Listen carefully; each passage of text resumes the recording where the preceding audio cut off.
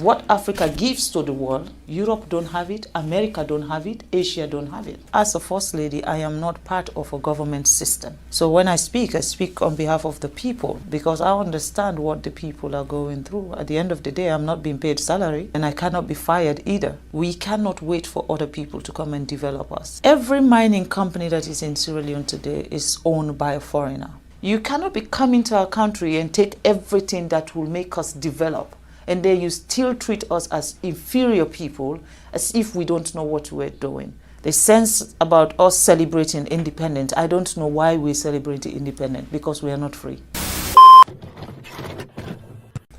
One of the most fundamental corruptions of the social contract in human history is colonialism. Yeah.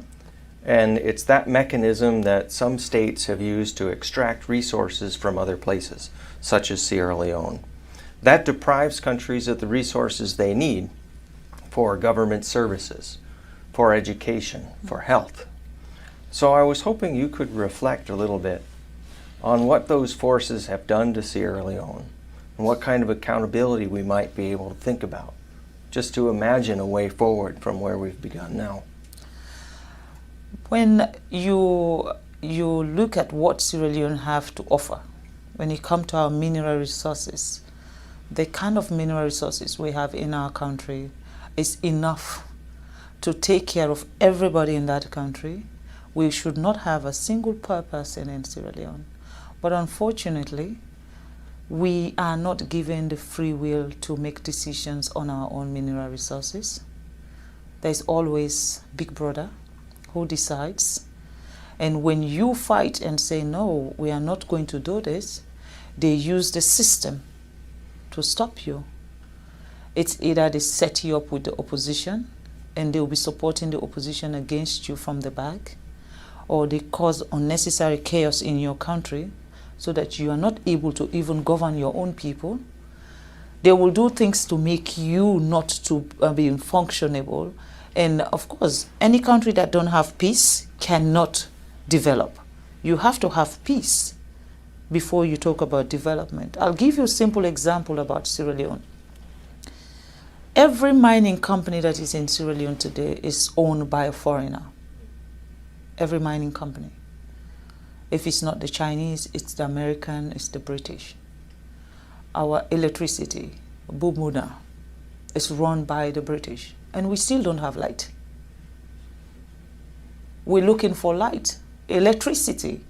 If you don't have electricity, how can you talk about education? How can you talk about health facility? How can you talk about improving the infrastructure of your country? We don't have electricity. Now, do we actually even have proper water, pipe-borne water, so that our kids will not be sick? We don't have those facilities. Why? With all the minerals we have, there is a cap you put. Before my husband became the president of Sierra Leone was benefiting, they said, what's the word? 0.000.1%. What is that? Basically, a company can take as much as $100 million out of the country in terms of minerals, and then they can just give the country $10,000.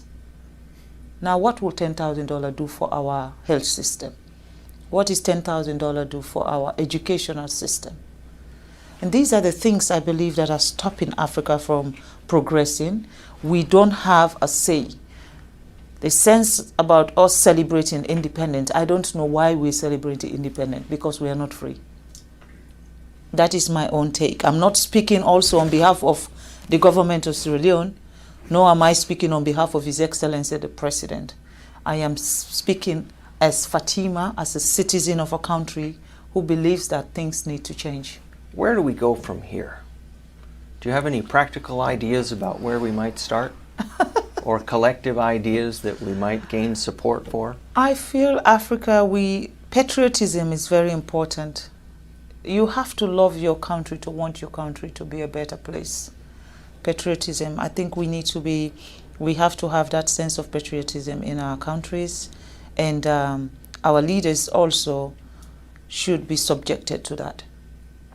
You know, it is not only when you were talking about election and then everybody come out and celebrate, and after election, that's it. Accountability. Who accounts for what is happening? Who is the one who is changing the narrative of what is happening? Like I said, as a First Lady, I am not part of a government system.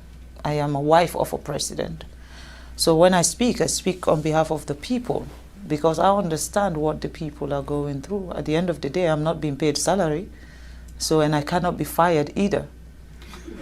So that's the advantage. That's the advantage of being a First Lady.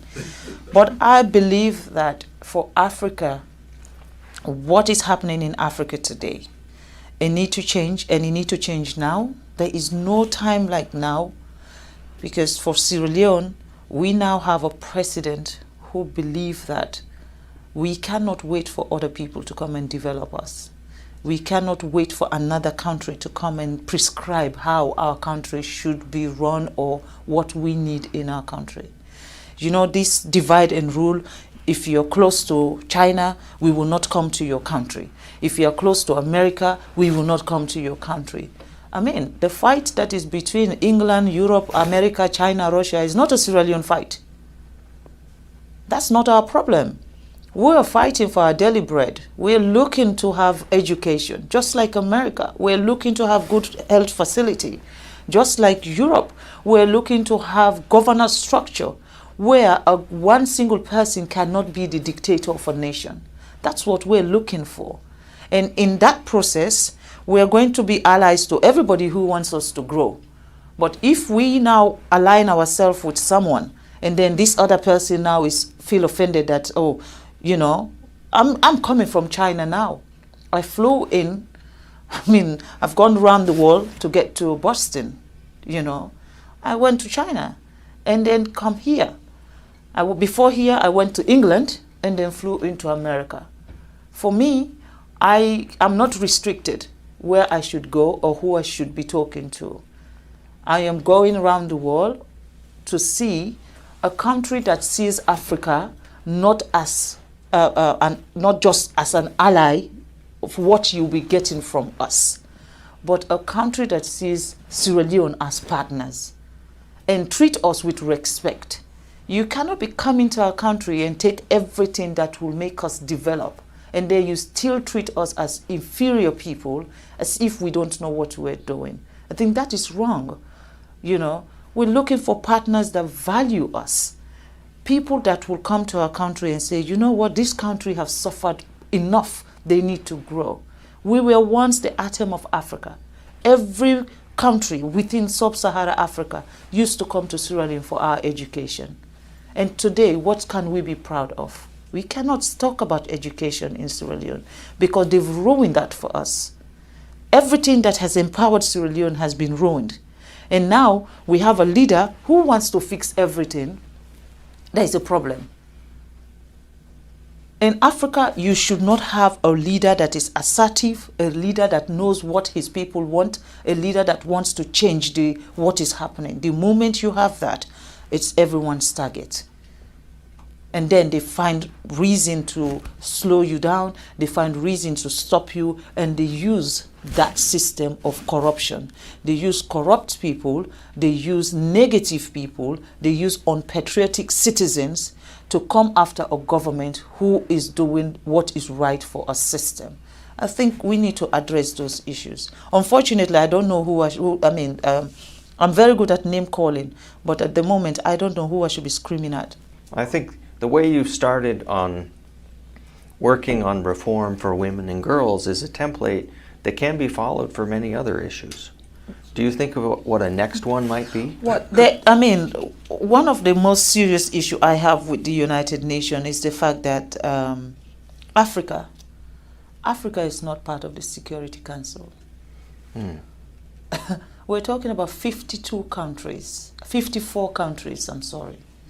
54 countries, a whole continent does not have one person representing Africa when it comes to decision making at the Security Council. And I'd observe also that no African country has its own executive director at the World Bank either. No. Unfortunately, Yes. we don't know how to manage money.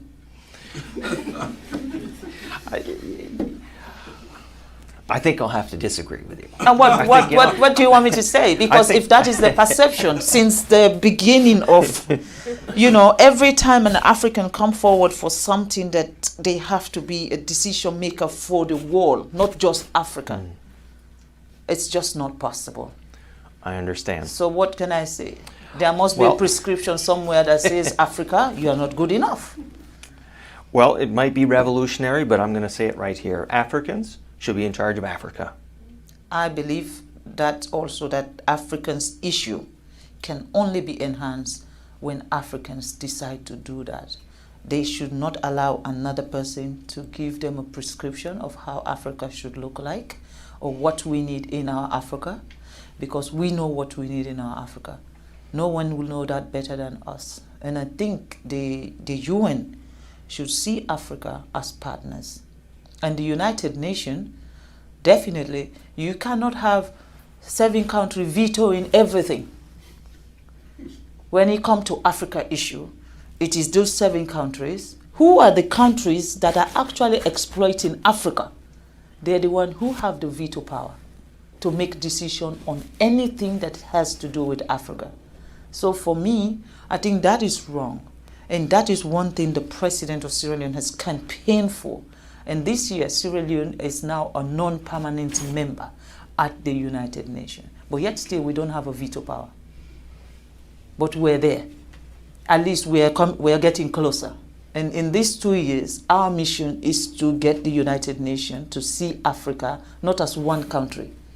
Because that's the mistake they do. When you say I'm from Africa, they say, oh, you're from Nigeria. I said, no, Nigeria is one country in Africa.